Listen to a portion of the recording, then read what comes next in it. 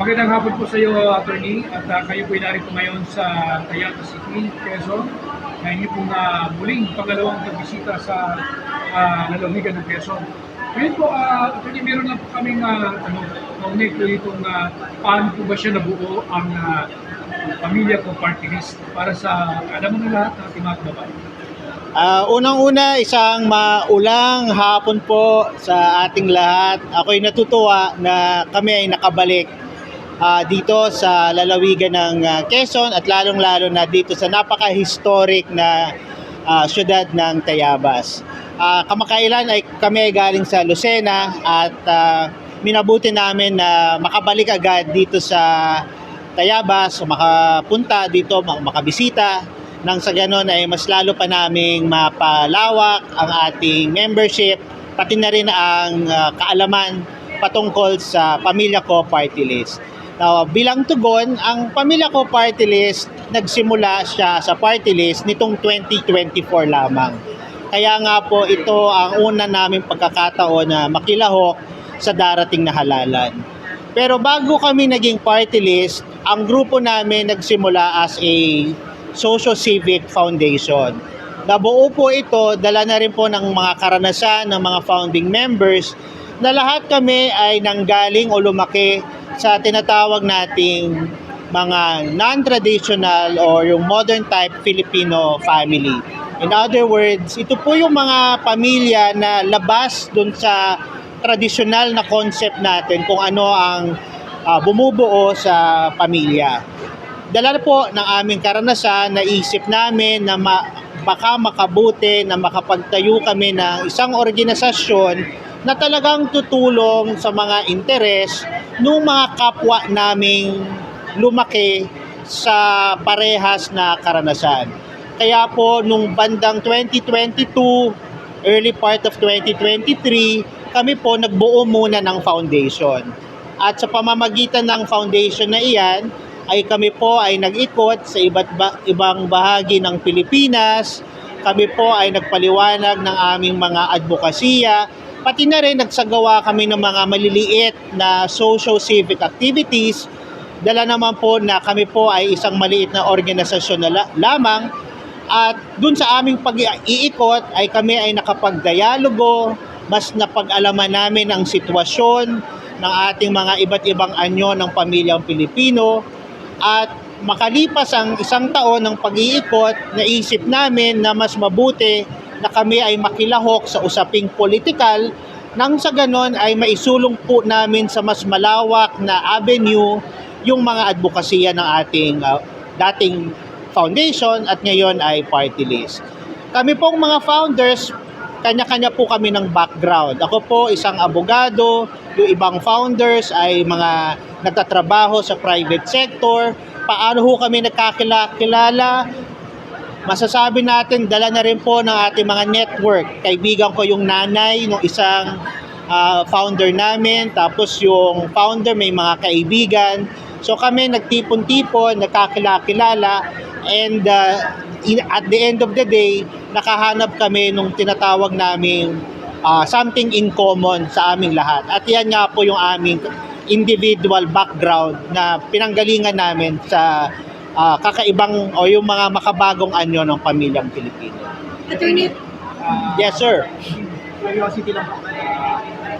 Based kung malabas ko ay ang tanong ko ng iba, yan ba yung party list ni Sunshine Cruz? Pwede mo bang pakilinaw? Ano yung kontasyon ng mga tao kapag tayo na post o tarpaulin yun? Si Miss Sunshine Cruz ay isa sa ating mga supporters. Ang nakakatuwa ay nung kami nag-iikot pa lamang as a foundation, bago pa kami formalize o nagbuo ng party list, tuwing pinapaliwanag namin yung mga tuwing nagbibigay kami ng halimbawa kung sino yung mga solo parents na pwede nating or kumbaga yung role model, ang lagi naming nababanggit na pangalan, si Miss Sunshine Cruz. Dahil more or less, alam naman natin yung kanyang pinagdaanan. Siya ay isang solo parent, pero sa pamamagitan ng kanyang sariling sikap, ay naitaguyod niya ang kanyang 3 anak at lahat sila ngayon ay successful in their own rights. So siya talaga yung aming, tuwing pinag-uusapan namin ng solo parents, siya talaga ang aming nababanggit. Hindi pa namin naiisip ng mga panahon na yun na balang araw ay siya ay aming makakasama. Kaya nung kami ay nagkaroon ng pagkakataon na makilala si Miss Sunshine Cruz, ay talaga tinake advantage namin, ipinaliwanag namin sa kanila yung kay Miss Sunshine Cruz, yung adhikain ng Pamilya Ko Party List. At mabuti naman at nagustuhan niya yung aming programa at naniwala siya sa aming prinsipyo, advokasya, at siya naman ay nag-volunteer at nag-assist sa amin at ngayon ay tumatayo na siyang isa sa ating pinaka mahalagang supporter dahil alam naman po natin yung kanyang influence at yung lawak ng kanyang mga supporters. Kaya nga po malaki ang pasasalamat namin kay Miss Sunshine Cruz na pinayagan niya kami na imbitahin siya bilang isa sa aming mga celebrity endorsers. Attorney, ano po kaya yung inyong pangalan ng foundation? Mari po ba namin malaman at sino-sino ang mga nasa loob po nito? Yung foundation, actually yung pangalan niya, Pamilya Ko Foundation. So pinalitan lang namin, nakaregister yan sa Securities and Exchange Commission. At noong kami nga ay nag-decide na maging o mag-participate sa political arena, ay nagpa-accredit naman kami sa COMELEC ng Pamilya Ko Party List. So yung mga bumubuo ng Pamilya Ko Foundation, sila rin po ang mga naunang officials ng Pamilya Ko Party List. Pero nung kami po ay naging party list na or bago pa man kami naging party list, syempre isa sa mga requirement ay yung magbigay kami ng katibayan na meron kaming mga membership. So ngayon, yun nga bago yan, so nakapag-ikot kami, nakalikop kami ng mga members namin at hanggang ngayon patuloy kami na nag-i-invite ng mga members para nga po mas mapalawak yung aming organisasyon. Kung tama ang aking pagkakaalala dito sa probinsya ng Quezon, siguro mahigit 10,000 ang aming members. At ang majority ng aming members ay dito sa Tayabas. Kaya nga po ngayong campaign period, sinigurado namin na dapat ay kami ay bumaba at magsagawa ng isa sa aming mga campaign caravans dito mismo sa syudad ng Tayabas. Thirdly, you mentioned Tayabas. So ano po kaya pwedeng maasahan ng mga Tayabasin na pagkaya'y malupot na ano po ang pwede nyo magawa para sa Tayabas? Alam niyo sir, tuwing nag-iikot kami, lalo na ako, I take the time na kilalanin o alamin ang sitwasyon sa lokal. Dahil bawat area na pinupuntahan namin, iba ang suliranin, iba ang issues, iba ang kumbaga iba ang mga pangangailangan ng mga tao. At mabuti kanina habang ako ay nakakapag-ikot, nakakausap ang mga local coordinators, napagbigay alam nila sa amin yung mga mahalagang issue nga dito sa Tayabas, lalo na sa usaping environmental, pati na rin sa mga usaping pangkabuhayan at lalo na pangkalusugan. Kami naman, lagi kong pinapaliwanag, ang pangunahing tungkulin ng isang party list representative o isang mambabatas ay magbalangkas ng mga panukalang batas. Pero hindi po dyan nagtatapos ang trabaho ng isang congressman. Ang congressman din po ay may kakayahan na magbigay ng mga serbisyong pampubliko, serbisyong pangmedikal, serbisyong pangkabuhayan.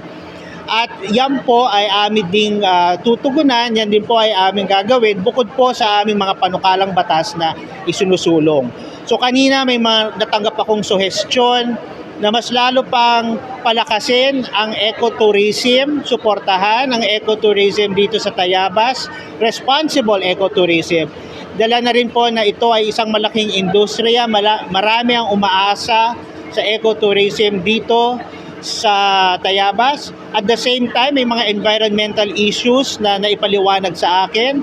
Siguro dapat natin tugunan kung may mga problema tayo sa usaping mining We have to make sure na responsible, legal ang mga mining activities dito sa probinsya dahil sa aking sa aking pagkakaalam, ito ay mga malalapit na issue sa mga taga-Tayabas at sa buong lalawigan ng Quezon. Attorney, balikan ko lang po yung ilang mga maanakin nyo sa Kongreso kung sakaling kasi po doon sa research na ano po ang konkretong plano ninyo sa pagsulong ng domestic partnership law at yung sa organcy law sa Pilipinas? Dagdag pa rin po, paano niyo po balak ipagtanggol ang karapatan ng mga non-traditional families sa harap ng posibleng mga pagtungkol ng mga consultative group? Yes.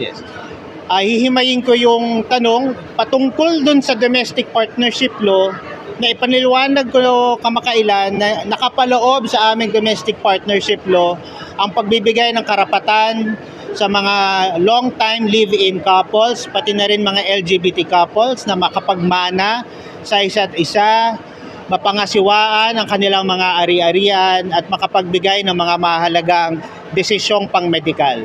So, iyan po ang ating konkretong kumbaga mga karapatan na nais ibigay sa pamamagitan ng isang domestic partnership law.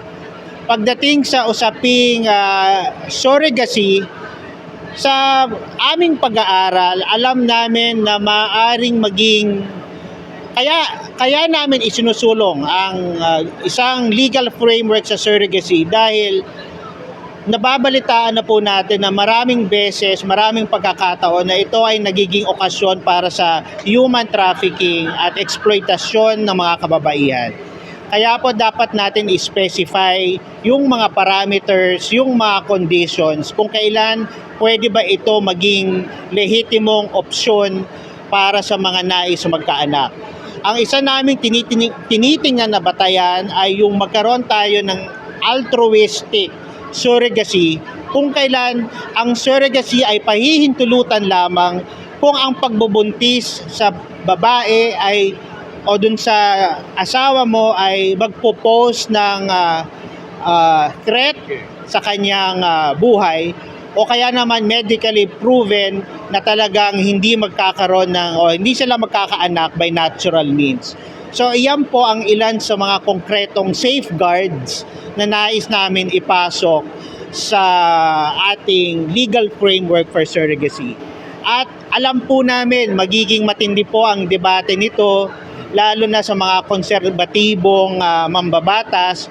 Subalit para sa amin ay hindi po kami dapat panghinaan ng loob dahil kung kami naman po ay naniniwala dun sa aming isinusulong ay baka naman po sa pamamagitan ng pagdedebate o exchange of ideas ay baka naman po mapaliwanagan natin at mabago ang isip ng mga ilang tututol dito sa aming mga isinusulong na batas. Attorney, dahil nandito tayo sa Tayabas, pinag-usapan natin kanina, banggit mo, kaugnay po doon sa mining, no? Nabanggit mo, yung mapituhan, kung sakaling ito ipapatigil ng tuluyan, yung mining, apituhan yung pamilya mga nagtatrabaho, at the same time, yung mga naninirahan na mapituhan doon sa result ng soil, na Yes. sakaling magkaroon ng landslide. So part po ninyo, ano po mga programa pwedeng mailatag po ninyo dito? Para sa akin, lalo na kapag meron tayong isang industriya na alam natin ay nakakatulong, tapos ipapatigil natin yung industriya na yon, hindi dapat tayo magpapatigil ng industriya na wala tayong backup plan. So kung ang maging polisiya ng national government o ng local government ay magkaroon ng hardline position against mining sa mga ibang lugar dito sa Quezon, hindi dapat o dapat kasama sa usapan yung ano ang magiging alternatibong kabuhayan ng mga madi-displace na workers sa mining industry. So, kung ang desisyon ng national government ay ipatigil ang mining, dapat may nakaantabay na livelihood program or alternative livelihood para sa ating mga madi-displace nga po na workers. Hindi po dapat tayo magsara ng isang industriya na hindi natin naiisip kung ano ang ating magiging alternative.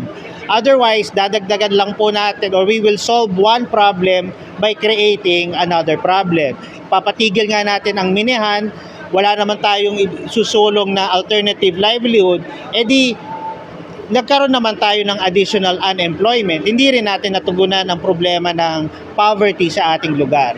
So kung ano ang nararapat, kung ang focus nga ay ecotourism, baka pwede natin na magkaroon ng training, ma-reallocate natin yung resources, nang sa ganon, yung mga madidislocate na miners ay sila yung ating maging environmental rangers. Na balita sa akin kanina na dito sa foot of Mount Banahaw, may mga environmental workers tayo, may mga environmental rangers. Maaari siguro na yan ang maging kanilang alternative na kabuhayan kung sakaling tuluyang ipagbawal ang pagmimina dito sa probinsya. Dagdag panawagan ko ninyo, attorney, dahil na-mention nyo kanina mahigit 10,000 at halos lahat narito sa Tayabas. Doon sa tutok po yung mga programa, anong maaaring maibigay na pangkabuhayan nila maliban sa na-mention mo na meron pang pwedeng alternative pang ibang pangkabuhayan nila na sustainable sila na trabaho?